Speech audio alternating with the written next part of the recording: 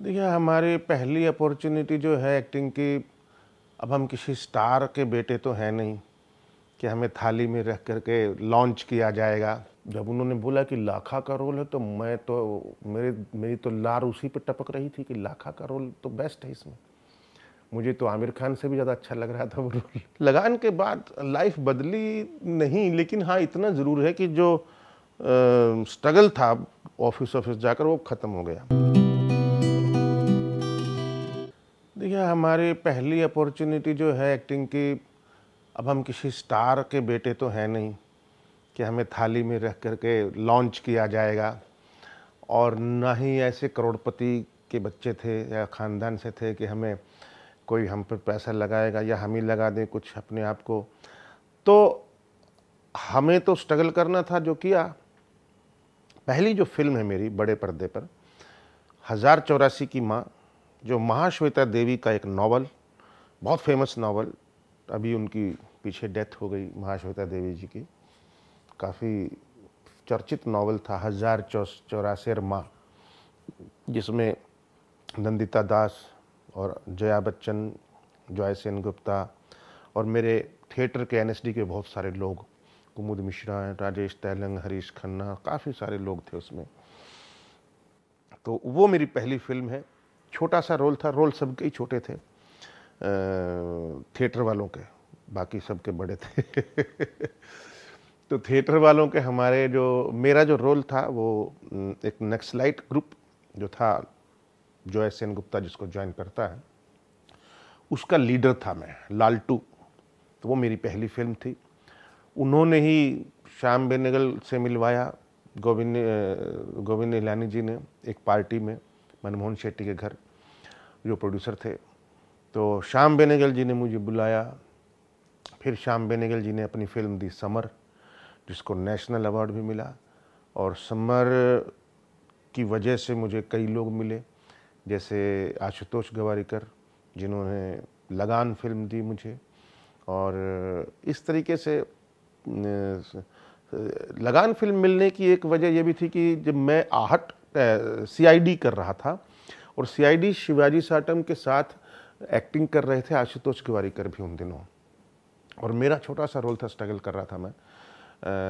2 scene थे मेरे, लेकिन वो दोनों सीन जब मेरे देखे आशुतोष ने, तो वो बोला कि Yashpal, you are very good actor, why you are doing this kinds of small roles. मैंने कहा, how do you know I am good actor? I just so, मैं कहा that's why I am doing. हमारे पास तो कोई चारा नहीं है ना, यही ऑडिशन है हमारा। तो मैं बड़े सीरियल नहीं करता था उस वक्त, मैं एपिसोडिक करता था, तो ये एपिसोडिक ही था सीआईडी। तो इसलिए वो उससे वो मुलाकातें उसको याद रही। और उसने जब लगान बन रही थी तो लाखा के रोल के लिए मुझे बुलाया स्पेशल, मेरा नंबर ढूंढ करके रवि झांकल से लिया। ऐसे लगान मेरे जीवन की एक ऐसी फिल्म है जिसने मुझे मतलब अच्छा हुआ, आई एम लकी कि मेरी स्ट्रगल के दिनों में शुरुआत में ही लगान मुझे मिल गई। मतलब शुरुआत में, मतलब 4 साल स्ट्रगल करने के बाद बेशक, लेकिन मिल गई।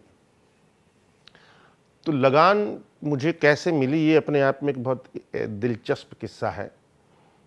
तो मैं वनराई कॉलोनी में रहता था, एक छोटे से कमरे में हम रहते थे, प्रतिभा और मैं। मेरी वाइफ वो भी एनएसडी से है, बहुत अच्छी डायरेक्टर है, राइटर है, एक्ट्रेस है। उसको हम रहते थे, तो पेजर था, मोबाइल नहीं थे। पेजर पर मैसेज आया कि कॉल आमिर खान प्रोडक्शन, क्लेमेंटिना। मैंने कहा ये किसी ने जोक मारा है हमारे दोस्तों में से। और क्लेमेंटिना तो मुझे वैसे ही समझ में नहीं आया कि क्लेमेंटिना क्या होता है। तो फिर मैंने देखा कि चलो फ़ोन करके देख लेता हूँ। मैंने बाहर गया, मैं वो लोकल कॉल बूथ था, फ़ोन बूथ, वहाँ से मैंने फ़ोन किया। तो मैंने कहा यस क्लेमेंटिना। बोली क्लेमेंटिना हेयर। मैंने कहा है, यस आई एम क्लेमेंटिना, बोलो। मैंने कहा मैं यशपाल शर्मा बोल रहा हूँ। अरे हाँ, आपको मैंने मैसेज किया था, आशुतोष ग्वारिकर मिलना चाहते हैं आपसे लगान फिल्म के लिए। मैंने कहा लगान फिल्म के लिए? लगान फिल्म की तो कास्टिंग बहुत सालों से, बहुत महीनों से चल रही है, ख़त्म हो गए होंगे सारे रोल, क्योंकि कई दोस्त लोग कर रहे थे। तो मुझे लगा ये तो पता नहीं छुटपुट कुछ होगा। तो बोला ठीक है मैं आता हूँ। काम तो था नहीं कुछ, पैसा भी नहीं, काम भी नहीं, ठन ठन गोपाल थे हम तो। तो चले गए। अब चले गए तो आशुतोष गोवारिकर ने कमरा बंद किया, बोले nobody will disturb me. And मेरे साथ बैठ करके, मैं बैठा था कुर्सी पे, ऐसे घूम घूम करके इसने 3.5 घंटे कहानी सुनाई। और वैसे कहानी आज तक किसी ने नहीं सुनाई। मैंने सुनाई उसके बाद, जब मैंने फिल्म डायरेक्ट की तो मैंने उत्तम सिंह जी को या किसी को भी जब कहानी सुनाई तो ऐसे ही सुनाई, अंदर से, मतलब पढ़ के नहीं, खून में बसी हुई थी कहानी पूरी, रगों में ऐसे सुनाई, मतलब गूंज बनी, बड़ा मज़ा आता है। तो उसमें तो लाखा का रोल था। जब उन्होंने बोला कि लाखा का रोल है तो मैं तो मेरी तो लार उसी पे टपक रही थी कि लाखा का रोल तो बेस्ट है इसमें। मुझे तो आमिर खान से भी ज़्यादा अच्छा लग रहा था वो रोल क्योंकि उसमें वेरिएशन बहुत थे, नेगेटिव पॉजिटिव, लव एंगल, ये वो सब कुछ, जेलसी। तो लाखा का तो मैं बोला हाँ मैं करूँगा। बोले हाँ करेगी, लेकिन अभी ऑडिशन देना पड़ेगा। मैं कहा यस आई विल। तो अगले ही दिन आमिर खान के घर में ऑडिशन हुआ हमारा। उस दिन दया शंकर पांडे, आदित्य लाखिया और गौरी जो हीरोइन है वो आई थी ऑडिशन देने। तो मेरा ऑडिशन हुआ। ऑडिशन होने के बाद मैं बाहर स्टेशन के लिए ऑटो में बैठा और मेरे पास मैसेज आ गया कि यू आर सेलेक्टेड। मतलब लाखा का रोल लगान में आमिर खान के साथ, यही अपने आप में मेरे लिए पहला बहुत बड़ा एक न्यूज़ था। I was so happy. And Aamir Khan को मैं पता नहीं, मुझे वैसे ही बहुत पसंद शुरू से ही रहे हैं, जेन्युइन एक्टर लगते हैं मुझे हमेशा। कोशिश बहुत करते हैं, कई स्टार कोशिश नहीं करते, वो सोचते हैं कि आई एम एक्टर, बट वो अपने आप को चेंज करने की कोशिश करते हैं। तो अगले दिन मुझे बुलाया कि मीट रीना खान, जो रीना जी वाइफ थी आमिर खान की, वो प्रोड्यूसर थी इसमें। तो उनसे मिलने जाना था अगले दिन। और मैं सारी रास्ते सोचता रहा कितना पैसा मांगूं। अब गरीबी में आए थे तो बोला यशपाल, अंदर से आवाज़ आई, यशपाल 1 लाख से कम नहीं मानना। नहीं।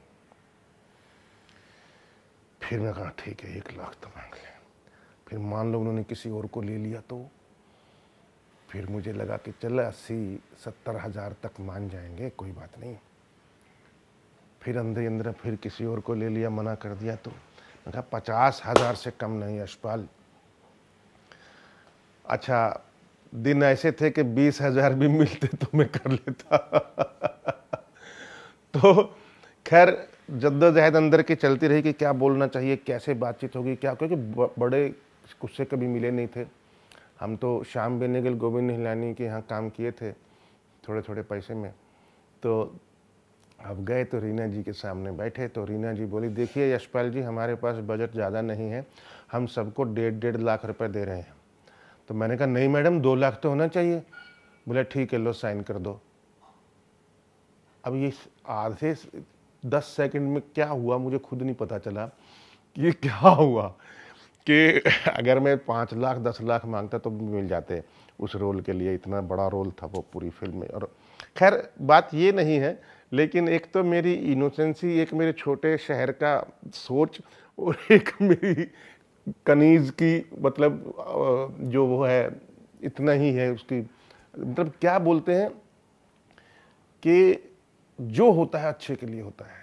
लगान ने पैसा इतना दिया लेकिन फिर बजाय बढ़ा दिया 50,000 और, क्योंकि 1 महीना बढ़ चुका था। लेकिन उसने जो हमको पूरी दुनिया दिखाई, कई देश दिखाए, कई देशों में गए हम उसकी वजह से, और शोज़ लेकर के अमेरिका पूरा घूमे, कनाडा घूमे हम, साउथ अफ्रीका में तो उसका प्रीमियर हुआ था आईफा अवार्ड। फिर उसको हम उसकी वजह से वहाँ मॉरिशस, मलेशिया गए, पता नहीं कहाँ कहाँ उसकी वजह से हम दुबई गए शो कर। बहुत देश घूमे और बहुत नेम फेम बहुत मिला उससे। तो लगान की कहानी तो ऐसी है। और लगान जैसा जो डिसिप्लिन है, वैसा डिसिप्लिन मैंने कहीं नहीं देखा। जो प्रोडक्शन, अच्छा, और एक विपरीत परिस्थितियों में काम करना, 48 डिग्री टेम्परेचर में काम करना, नंबर 2, -2 डिग्री में काम करना, इतनी सर्दी थी जब गए थे हम, और जब आए थे तो गर्मी इतनी थी। धोती वाला हीरो, क्रिकेट के ऊपर फिल्म, सारी चीज़ें मतलब जो ढर्रे थे बॉलीवुड के उससे विपरीत थी, लेकिन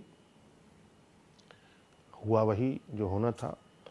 आजकल मैनेजमेंट की क्लासेस में पढ़ाया जाता है लगान की, हाँ, लगान की मेकिंग जो है वो दिखाई जाती है। बड़ी अच्छी फिल्म है पैशन ऑफ डेजर्ट, लगान कैसे बनी, वो किताब भी है, पीछे पड़ी है, तो वो बहुत अच्छी है, वो सबको पढ़नी चाहिए। जो भी आर्ट या मैनेजमेंट या किसी भी फील्ड में जो आगे बढ़ना चाहते हैं, एक how to manage a team, how to go work in a team, उससे बढ़िया कहीं नहीं मिलेगा। लगान इज़ द बेस्ट। और मैंने अपनी फिल्म दादा लक्ष्मी जब डायरेक्ट की थी 6 साल में, 6 साल लग गए थे, 5 साल में तैयार हुई थी, 6 साल में रिलीज़ हुई थी, तो लगान से बहुत प्रभावित था मैं। और लगान जैसा ही कलर फिल्म का, और लगान के जैसे ही डिसिप्लिन एंड सब कुछ करने की कोशिश की थी मैंने। बजट उतना बड़ा नहीं था बेशक, लेकिन उनका तो 30-40 करोड़ था बजट, हमारा तो 2.5-3 करोड़ में बन गया था। लगान के बाद लाइफ बदली नहीं, लेकिन हाँ इतना ज़रूर है कि जो स्ट्रगल था ऑफिस जाकर वो ख़त्म हो गया, वो मैंने नहीं किया। मैं आज तक भी स्ट्रगल उस तरीके से मैं विश्वास ही नहीं करता, क्योंकि मुझे नहीं लगता कि ऐसे स्ट्रगल करने से कोई काम मिलता है।